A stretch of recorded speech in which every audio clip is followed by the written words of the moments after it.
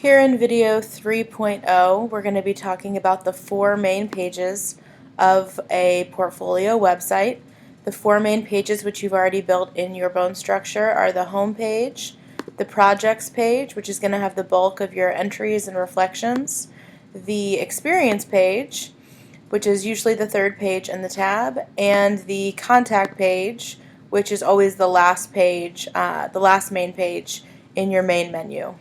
So you should already have a main menu set up with those four pages. Mine is right here.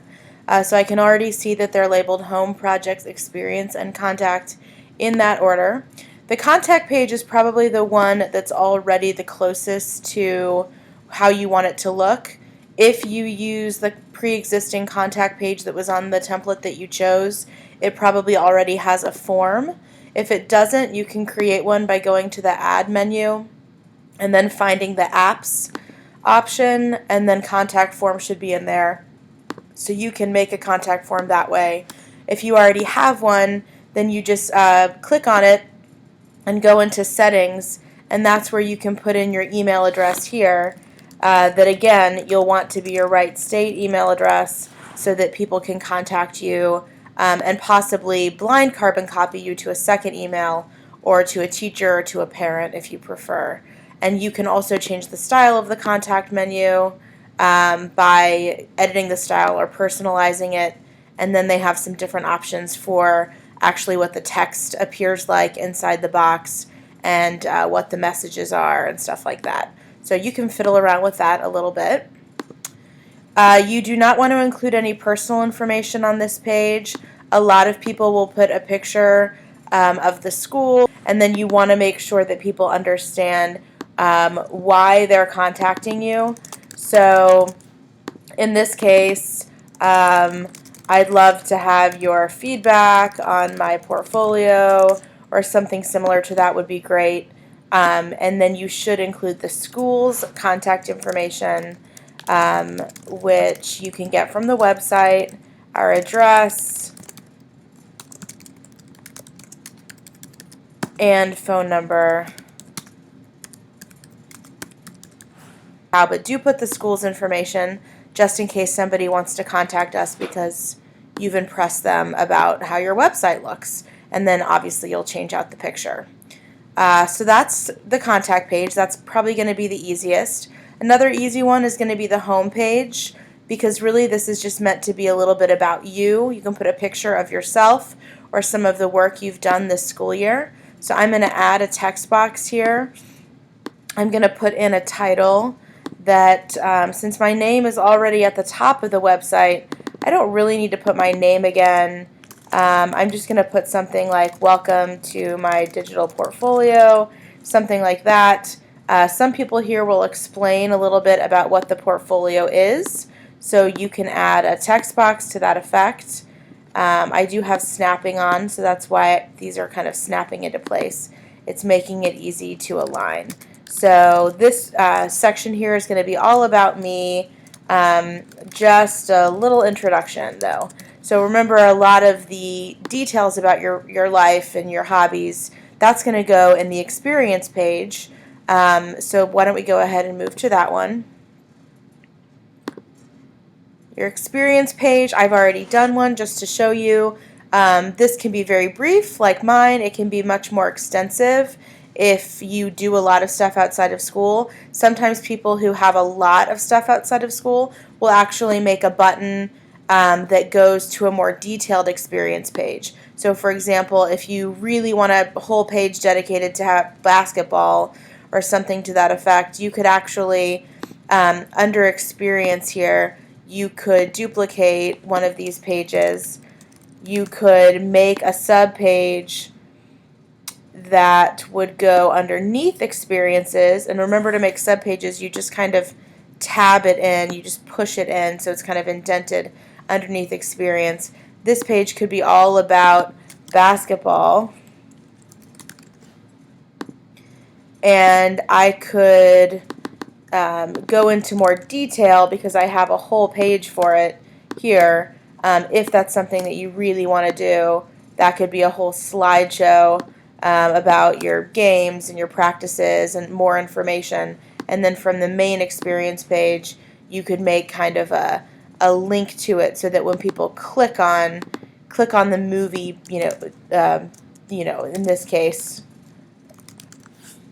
this isn't about basketball, but if I had basketball written here, I could make the word a link to that page by highlighting the word and then clicking on this link button here.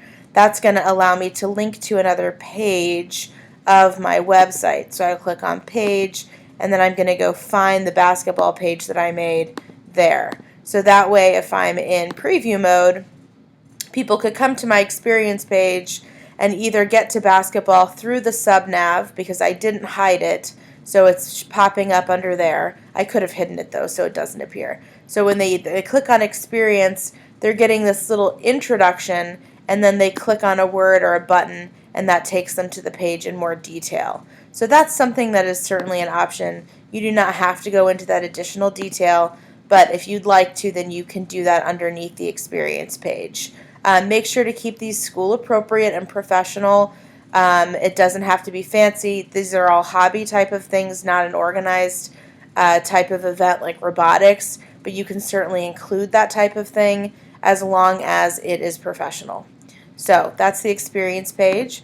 Lastly, the projects page, because it has all these subpages, you're going to go into a lot more detail with that on video 3.1, which is going to talk about the detail pages in more depth.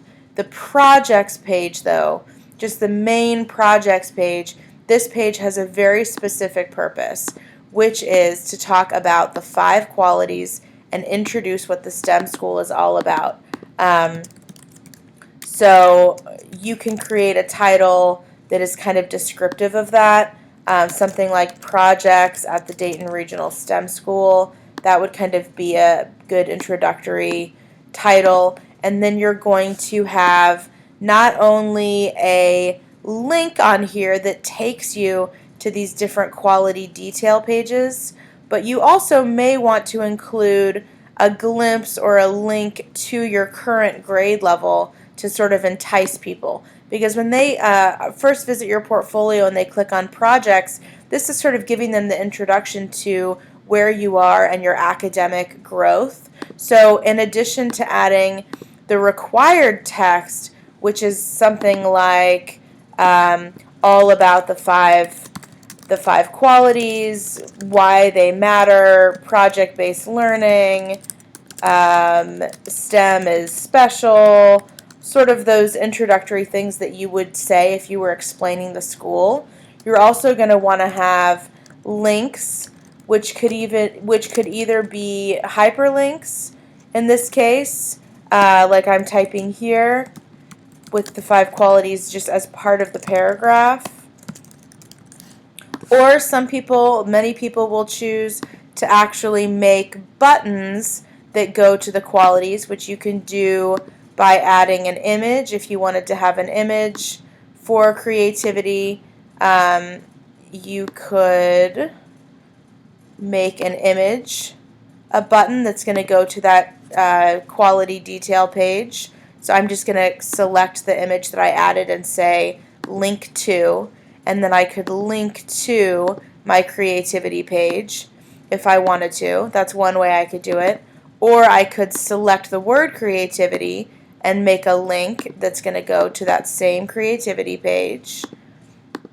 Or the other option would be to add a button, and I could create a button that's called creativity and link it to the creativity page. So as long as you have links to all of the 5 qualities, it doesn't matter if you do it in paragraph form as you're describing the 5 qualities and PBL, or in a button, or in a thumbnail picture. Some people will do 2 of these, 2 different options that kind of appeal to different types of users and visitors of your website, or you can just pick one to do. But the thing that's important is that somehow you are linking to those quality detail pages, and you're introducing the 5 qualities and project-based learning. It's sort of what makes our school special. That's something that is a requirement. as part of this page. And then what I was saying before is a lot of people will like to do something that kind of features something current that's going on right now, that just to kind of whet people's appetite and get them interested. So my favorite project this year, for example, could be a little paragraph or area that you add on the website. I'm just going to copy and paste a text box to put it over here. And this is where people will say, the best project I've done so far, and then they may link to their, one of their growth detail pages. Maybe their growth pages are about, growing in craftsmanship, and they want to link a little glimpse into that project. So let me pick a picture here. Here's my storybook project. So I'm gonna just give people a little taste of what they could find if they wanted to go investigate my 7th grade projects. They get to see what I'm doing so far. So even though they can get to all that same information by mousing over projects and coming down to 7th grade, it just gives them a different way to sort of like access the information on your site and get them interested in what your website is all about. So in review, we've got the 4 main pages. We have the home page, which has some kind of image and some introductory information about myself. We've got the projects page, which has an introduction to the 5 qualities, links to the quality detail pages at the very minimum, and then as an optional thing, a link to a current project or links to some of the grade level overview pages. And then I've got my experience page, which has a little bit about what I do outside of my academics. And lastly, the contact page, which has a way for people to access me without giving my personal information on my website. So stay tuned for the next video, and we'll talk about what goes into these project subpages here, including the detail pages that are so important.